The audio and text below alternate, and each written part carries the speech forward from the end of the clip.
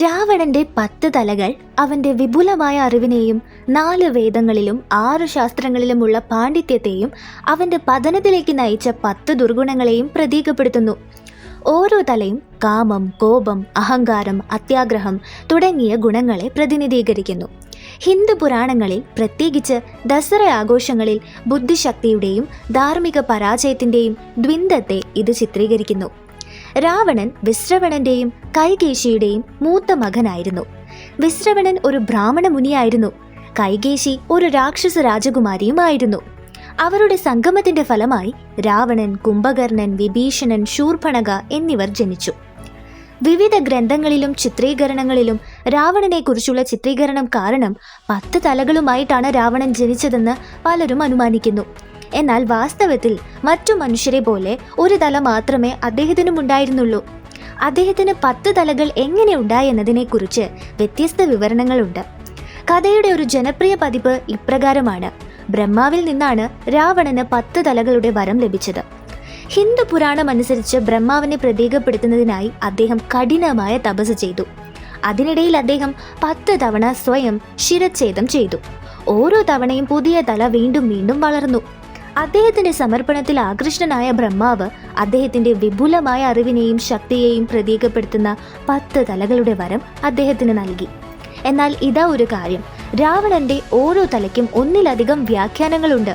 രാവണന്റെ 10 തലകൾക്ക് പിന്നിൽ പ്രതീകാത്മകതയെക്കുറിച്ചും അവ എന്തിനെ പ്രതിനിധീകരിക്കുന്നുവെന്നും കൂടുതൽ അറിയണോ? രാവണന്റെ തലകളുടെ കൗതുകകരമായ കഥയെക്കുറിച്ചും ഹിന്ദു പുരാണത്തിലെ അവയുടെ പ്രാധാന്യത്തെക്കുറിച്ചും നമുക്ക് കൂടുതൽ അറിയാം. അറിവും ശക്തിയും 6 ശാസ്ത്രങ്ങളിലും 4 വേദങ്ങളിലുമുള്ള അദ്ദേഹത്തിന്റെ വൈവിധ്യത്തെ അവ പ്രതീകപ്പെടുത്തുന്നു. ഇത് അദ്ദേഹത്തിന്റെ വിപുലമായ അറിവിനെയും ബുദ്ധിയെയും പ്രതിനിധീകരിക്കുന്നു. മാനസിക ശക്തി: പ്രതീകാത്മകമായി ഓരോ തലയും രാവണന്റെ അസാധാരണമായ മാനസിക കഴിവുകളെ സൂചിപ്പിക്കാം. ഇതൊരു ശരാശരി മനുഷ്യന്റെ 10 ഇരട്ടിയായി കണക്കാക്കപ്പെടുന്നു. പോരായ്മകളുടെ രൂപം: ഓരോ തലയും വ്യത്യസ്ത ദുർഗുണങ്ങളെയോ നെഗറ്റീവ് ഗുണങ്ങളെയോ പ്രതിനിധീകരിക്കുന്നു. അതൊടുവിൽ അദ്ദേഹത്തിന്റെ പതനത്തിലേക്ക് നയിച്ചു. അവയിൽ ഇവ ഉൾപ്പെടുന്നു: കാമം: സീതയോടുള്ള അദ്ദേഹത്തിന്റെ ആഗ്രഹം അദ്ദേഹത്തിന്റെ നാശത്തിലേക്ക് നയിച്ചു. ക്രോധം: അദ്ദേഹത്തിന്റെ കോപം പലപ്പോഴും അദ്ദേഹത്തിന്റെ ആവേശകരമായ തീരുമാനങ്ങൾ എടുക്കാൻ പ്രേരിപ്പിച്ചു.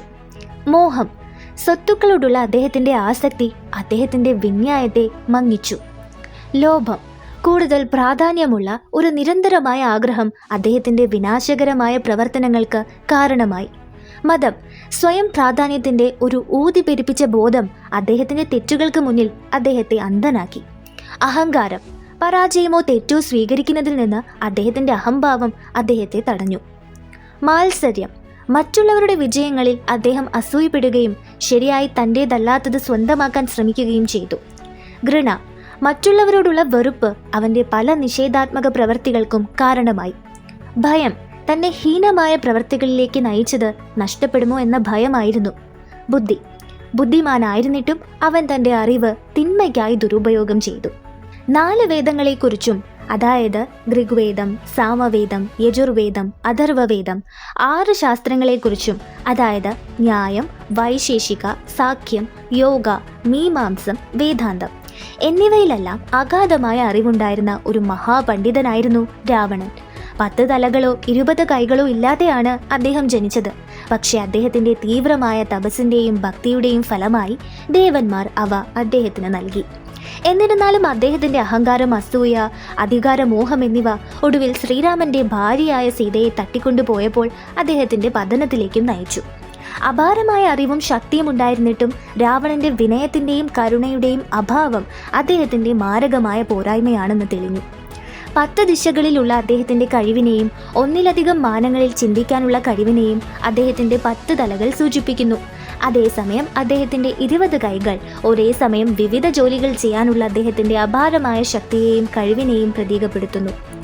കോപം, അത്യാഗ്രഹം, അഹങ്കാരം തുടങ്ങിയ 10 നെഗറ്റീവ് വികാരങ്ങളെയും അദ്ദേഹത്തിന്റെ 10 തലകൾ പ്രതീകപ്പെടുത്തി. അത് ആത്യന്തികമായി അവനെ വിഴുങ്ങി. ആത്യന്തികമായി അനിയന്ത്രിതമായ അഹങ്കാരത്തിന്റെ അപകടങ്ങളെക്കുറിച്ചും ശക്തിക്കും അറിവിനും മുന്നിൽ എളിമയുടെ പ്രാധാന്യത്തെക്കുറിച്ചും രാവണന്റെ ദുരന്ത കഥ ഒരു മുന്നറിയിപ്പ് കഥയായി വർത്തിക്കുന്നു.